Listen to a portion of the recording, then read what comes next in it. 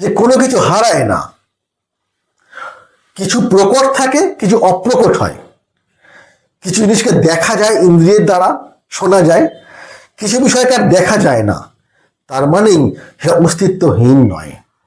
মৃত ব্যক্তিরা যে দেহ চলে গেল অথচ তারা কোনো একটা অবস্থায় তারা রয়ে গেলেন, তাদের সঙ্গে অর্থাৎ এই সূক্ষ্ম জগতের সঙ্গে এই স্থূল জগৎ, এই দুটো একটা ফ্রিকোয়েন্সিগত তফাৎ আছে, ডাইমেনশনগত তফাৎ আছে।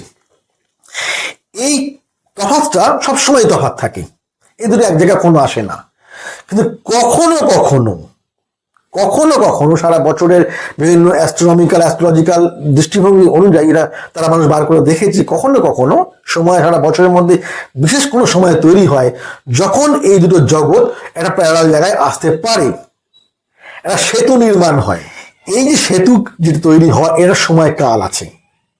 এই সময়কালটা হচ্ছে যে ভাদ্র মাসের, এই যে মাস চলছে, ভাদ্র মাসের পূর্ণিমা থেকে আশ্বিন মাসের অমাবস্যা পর্যন্ত, অর্থাৎ মহালয়া পর্যন্ত প্রাচ্য এই সম্পর্কে ভীষণ সচেতন প্রথম থেকেই।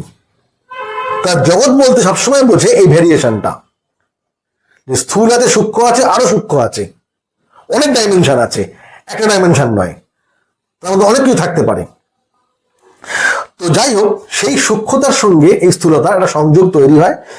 তো সেই সময়টা হচ্ছে বলা হচ্ছে মহালয়া, অর্থাৎ মহান স্পেস, মহান আশ্রয়। এই সময় আমরা এই সব মানুষ যাদেরকে আমরা হারিয়েছি তাদের সংযোগে একটা আসার সুযোগ থাকে।